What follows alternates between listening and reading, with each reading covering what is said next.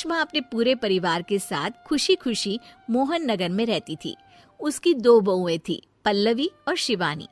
एक दिन दोनों बहुएं रसोई में काम कर रही होती है कि तभी उनकी सास सुषमा उन्हें बुलाती है। अरे बहू, जरा इधर तो आना। शिवानी, जरा जाकर देखना सासू माँ क्या कह रही हैं। दीदी आप ही देख लो ना जाकर, आपको भी तो सुनाई दे रहा है। अरे मैं आटा गूंद रही हूँ ना, तुम चली जाओ। हाँ तो मैं भी तो सब्जी काट रही हूँ ना दीदी।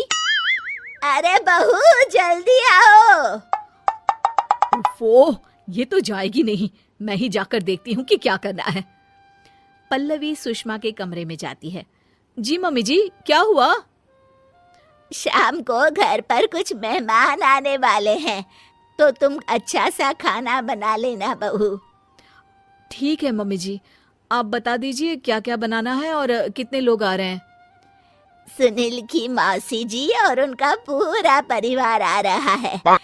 कुल मिलाकर 3 लोग और हमें मिलाकर हुए 9 लोग।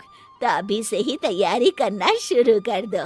और हाँ, घर की सफाई भी कर देना, हाँ, अच्छे से। जी मम्मी जी, सब काम हो जाएगा, आप चिंता मत कीजिए। पल्लवी शिवानी को घर में मेहमान आने वाले हैं इसके बारे में बताती है। क्या 9 लोगों का खाना बनाना होगा, घर की सफाई करनी है? बाप रे, सासू माँ ने तो हमें घर की नौकरानी ही समझ कर रखा है। ऐसा नहीं बोलते शिवानी, हम इस घर की बहू हैं और घर के काम करना हमारा फर्ज है। दीदी तो है ही सासू माँ की चमची, जब देखो सासू माँ सासू माँ। मैं तो इतना सारा काम नहीं करने वाली। शिवानी कपड़े लेकर गमला साफ कर रही होती है और चक्कर आने का नाटक करने लगती है। मेरा सर चकरा रहा है। तभी वहाँ पल्लवी और सासू माँ जाते हैं। अरे बहू, क्या हो गया तुम्हें?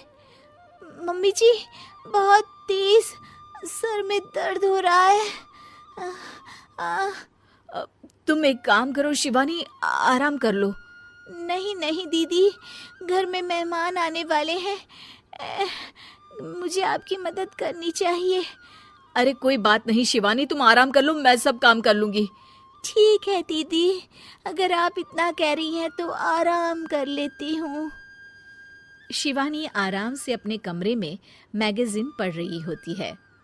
इसे कहते हैं आराम की जिंदगी। इतना सारा काम। चलो, सारा काम खत्म हो गया, शिवानी को देख आती हूँ। शिवानी अपने कमरे में ईयरफोन में गाने सुनते सुनते सो जाती है और उसके साइड में मैगजीन भी रखी होती है। पल्लवी वहां आ जाती है और वो सब देखती है। ओहो, तो मतलब सब काम चोरी का बहाना था।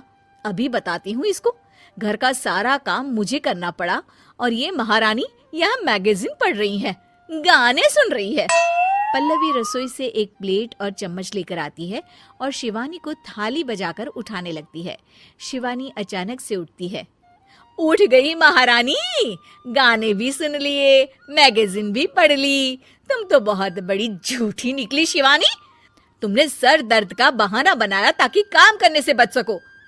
हाँ, बनाया बहाना, तो क्या करती, इतने सारे काम करती। मुझे कोई शौक नहीं है चापलूसी का। क्या चापलूसी? तुम्हें लगता है कि मैं सारे काम चापलूसी के लिए कर रही हूँ? और नहीं तो क्या। तभी वहाँ सासू माँ आ जाती हैं। अरे बहू, वो लोग बस आने ही वाले हैं, तुम तैयारियां कर लो। जी सासू माँ, तुझे तो मैं बाद में देखती हूँ। सब खाना खाने बैठते हैं और खाना शुरू करते हैं। तभी सुनील की मौसी बोलती है। वाह भाई वाह, खाना तो बहुत ही अच्छा बना है सुषमा जी, एक एक चीज में क्या स्वाद है। ये सुनकर शिवानी मुंह बना लेती है। उसे अपनी जेठानी की इतनी तारीफ रास नहीं आती। आपकी बहुएं तो बहुत ही अच्छा खाना बनाती हैं। हाँ, बनाती तो दोनों ही अच्छा है, पर आज ना ये सारा खाना बड़ी बहू ने बनाया है।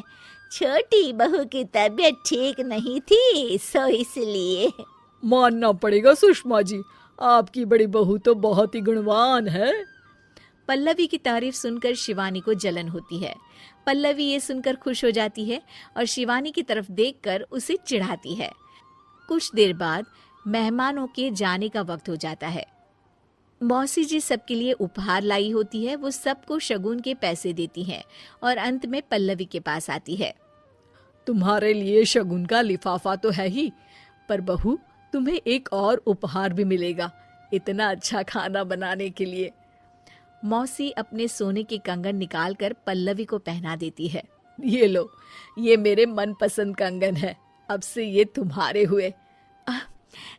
धन्यवाद मौसी जी। ये देखकर शिवानी तो पूरी तरह से जल जाती है और गुस्से से रसोई में चली जाती है। तभी वहां पल्लवी आ जाती है और उसे अपने कंगन दिखाने लगती है। देवरानी जी, अब आपका सर दर्द ठीक तो है ना? मुझे लगता है कि अब सर दर्द शुरू हो गया होगा आपका। उम्मीद है कि आपको हमारी ये कहानी पसंद आई होगी। कृपया हमारे चैनल को सब्सक्राइब करें और सभी अपडेट्स के लिए बेल आइकन जरूर क्लिक करें। और हाँ, वीडियो लाइक और शेयर करना मत भूलिएगा। Bye bye.